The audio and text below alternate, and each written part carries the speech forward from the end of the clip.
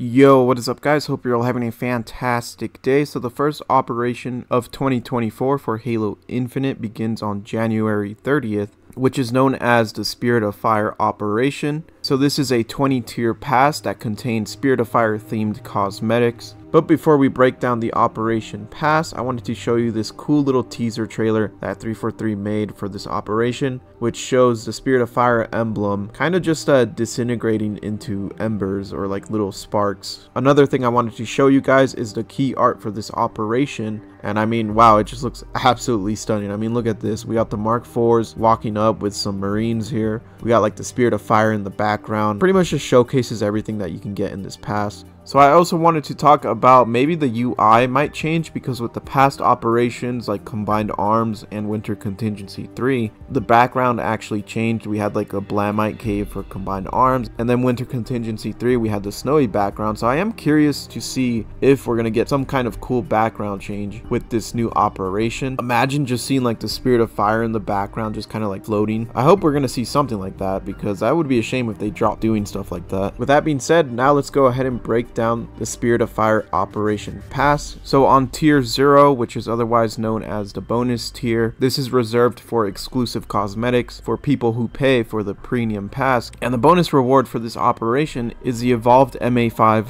assault rifle weapon model, which is very reminiscent of the CE assault rifle and quite possibly might just be the best model in the game. Anyways, let's move on to the next tier, which is tier 1, and on tier 1 we get a backdrop of the Spirit of Fire, which I feel like backdrops are kind of underwhelming since you don't really see these often. But anyways, let's move on to the next tier, which is tier number 2, and on that tier we got an XP boost. On the third tier we got the Robert O25 emblems and nameplates pack, which is a member of Omega Team, and more specifically it's the one from Halo Wars 2, as he's actually got the Halo Wars 2 kit. On to next tier, we got the Arc Rock nameplate and emblems pack, which once again just more emblems and stuff, nothing too crazy. On tier 5 we got our first weapon charm, which is a Hellbringer's weapon charm, and they were an anti-infantry unit that was used in the Halo Wars series, so that's pretty cool seeing something representing them. On the 6th tier we got another XP boost. On tier 7 we got the Leon 011, which once again is another member of Omega Team, and yeah, this is the emblems and nameplate pack for this Spartan. And you'll actually notice that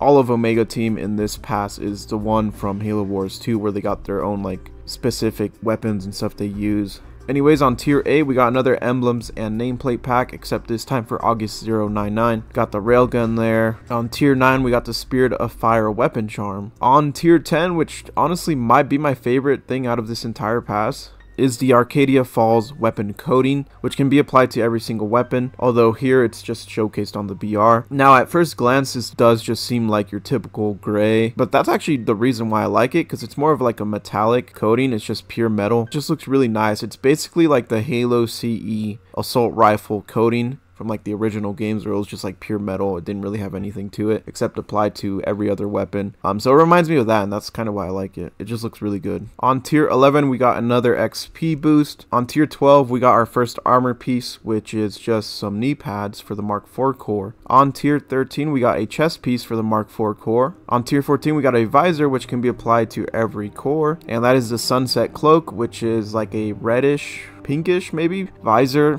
I don't know if this has like some lore to it, because I don't really remember any of the fire teams like Red Team or Omega Team using this style of visor, but I could be wrong. I don't know. Maybe it was just randomly thrown in here, but I feel like most stuff have some kind of like lore to it that correlates to like the actual operation.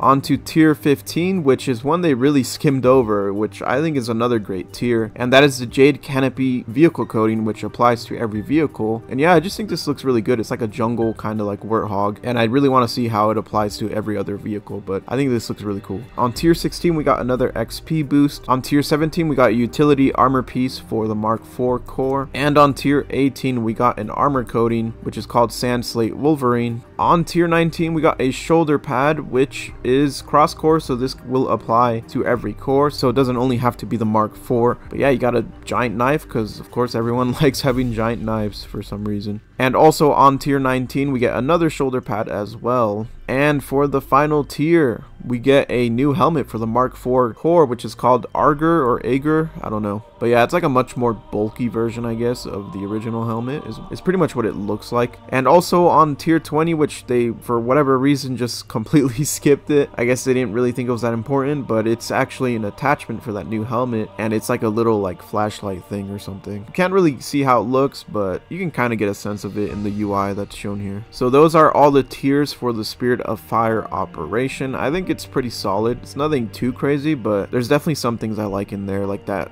weapon coding and that vehicle coding. And the emblems themselves, I actually really do like. Typically, I don't like emblems, but I mean, I think those are just really awesome emblems because it's based off like Omega Team and stuff. Now, currently, right now, there's no known mode or map that we're going to get alongside this operation, and quite frankly, I don't think we are going to get anything anyways that comes along with this operation, considering that it releases at the same time as the content update 29. And let's be honest, with these operations, they haven't really done like actual event specific playlists and stuff for these operations, so I doubt we'll see it for this operation. Although on the good note is that we're getting a new map with the content update 29, and there was actually a new article for this made on Waypoint talking about the new map. And in this article, they actually showed off this image here, which is typically the kind of image they use for playlist. So I'm assuming we're probably going to get a 24/7 illusion playlist. So at least we'll have that to look forward to. Anyways, with that being said, let me know what you guys think. Consider subscribing and liking the video as it shows your support, and I'll see you guys on the next one. Peace.